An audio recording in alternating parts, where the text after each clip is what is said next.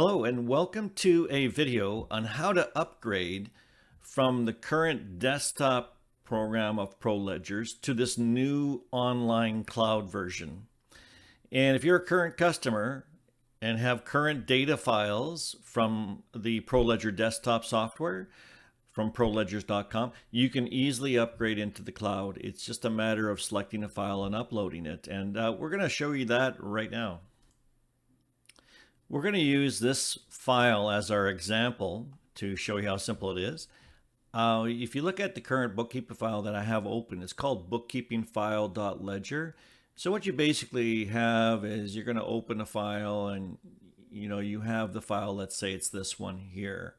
Now what you're looking for is a file that ends in .ledger, okay? So for a file to be a data file that you can upload, it needs to end in .ledger. So you can call it whatever you want, but that's the extension name. Then you know that you've got a data file. Okay, so look for that on your system, on your computer, and then you'll have this data, for example. And now, what we're going to do is we're going to upload this into the cloud version. So let's take a look at that. So basically what I'm doing here is I'm going to show you on the left side, how it's done based on the file that you have already on the right side, let's say in the program.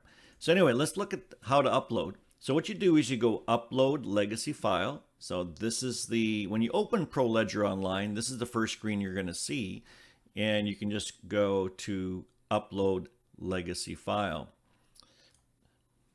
And what you do then is you simply select the choose file button. You then navigate onto your computer to the bookkeeping file that you want to upload into the online program. So in this case, I want to choose this file called bookkeeping file as our example and choose open. And immediately what the online cloud version will do is, it'll populate the file name, but you can change that if you want. You can also add a file description just for your own reference so you know what this file is all about, but that's optional. It immediately identifies the file type that you have in the desktop version. So this is a landlord type file, and it picked it up. And there's not going to be any taxes to deal with, so it knows that. And there's 49 entries in this file. So once you can see this, if there's nothing to change in terms of the name or the description, just choose submit. And now it's uploading all the records into the cloud and it's done. So it was that quick on 49 files. Of course, if you have thousands, you might have to wait a little bit longer. So here's all the records, and let's compare it. So now, if you look at, for example, the report on each of these files, okay, so you can see how the total of the original file had $98.50 rental income. Net income is $33.95. Let's take a look over here. $98.50 is the rental income, and then $33.95.67 is the net. And yeah, there's no personal entries, so there's zero there. So everything looks exactly correct. And like you said, the easiest way to tell is just simply by looking at the reports, and you can go back to the records even if you wanted to and compare those. But you see there's 49 records here. You can see it at the top of this screen, and you can simply scroll through 10 at a time or even 25 records at a time and see them all. And over here we had 49 records as well. When I click on the search screen, then you can see in the bottom right it says 49 records. So yeah, just make sure it's all there. It should be. And then you can just simply continue working on and dealing with the records.